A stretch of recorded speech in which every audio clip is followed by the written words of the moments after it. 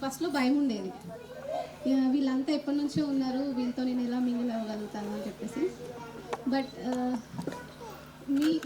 మీరు అండ్ నా ఫ్రెండ్స్ అందరూ చాలా బాగా రిసీవ్ చేసుకున్నారు నన్ను.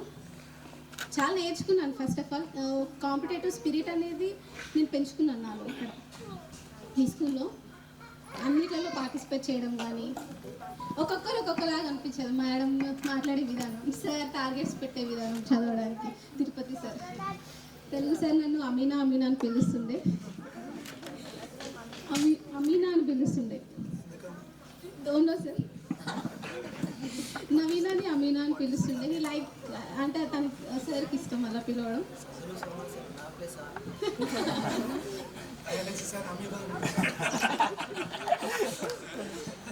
And English sir, me way of talking and me writing నాకు చాలా ఇష్టం. యాక్చువల్లీ నేను అనుకునేదాన్ని.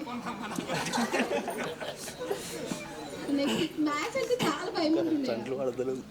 అంటే ఇట్స్ లైక్ నాకు అసలు మ్యాథ్స్ దగ్గర కూడా వెళ్ళాలనిపించేది కాదు. బట్ ఇక్కడికి వచ్చాక I got good marks in that, means టాప్లో వచ్చింది because of you sir. Thank you so much.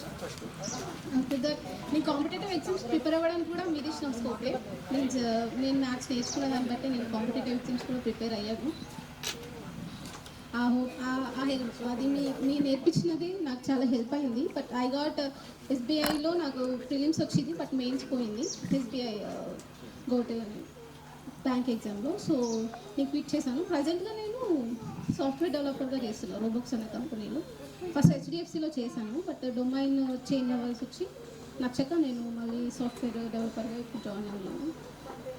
Next thing, ఎందుకు హ్యాపీ అంటే సత్య సార్ నాకు చాలా ఎట్లా చెప్పాలి అంటే, నాకు ఇంట్లో ఇంట్లో మా అన్నయ్యకి నా కాంపిటీషను. మా అన్నయ్య పైన ఎక్కువ ఇంట్లో నాన్న వాళ్ళకి వాడు చదివేస్తాడు, వాడు ఏదైనా చేయగలుగుతాడని ఉండేది. నా పైన కొంచెం తక్కువ ఉండేది బేసికల్లీ. సో మా నాన్నకి హోప్ ఇచ్చింది ఎవరు, మా నాన్న ఇన్స్పెక్షన్కి వస్తుండే నా కోసం స్కూల్కి.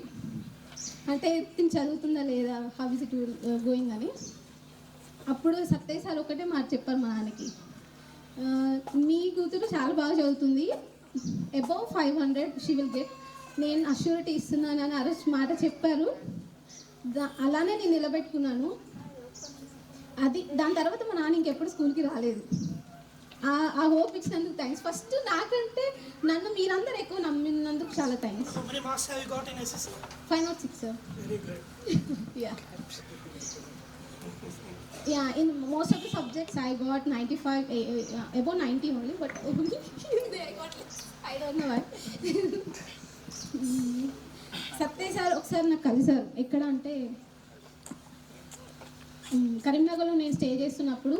నేను చూడలేదు సార్ని, బట్ సార్ నన్ను రికగ్నైజ్ చేసి వచ్చి మాట్లాడారు. అప్పుడు తర్వాత ఏమన్నారంటే, ఎలా చేస్తున్నావు ఏంటి, ఇలా జాబ్ ఉంది, ఆపర్చునిటీస్ ఉన్నాయి, ఇలా చదువు అంటే అప్పుడు కూడా గైడెన్స్ ఇచ్చారు. అండ్ నెక్స్ట్ ఏం చెప్పారంటే, కలుద్దాం ఒకసారి, నువ్వు ఇంటికి రా, అమ్మ నేను ఇద్దరమే ఉంటున్నాం, అమ్మ అని చెప్పేది, నన్ను బాగా చూసుకునేది సార్. అమ్మ నేను ఇద్దరమే ఉంటున్నాం, నువ్వు వచ్చి మాతో ఉండు, నీకు డబ్బులు అవసరం అయితే చెప్పు. ఇలా చాలా బాగుండేది. బట్ బ్యాడ్ లక్ ఏంటంటే, నేను కొంచెం బిట్వీన్ స్ట్రగుల్ అయిన పీరియడ్లో నేను కలవలేకపోయాను. నేను కెరీర్లో సెట్ అవ్వడానికి. నేను అనుకున్నాను ఏదో ఒక రోజు మళ్ళీ వెళ్ళాలి, సార్తో మాట్లాడాలి.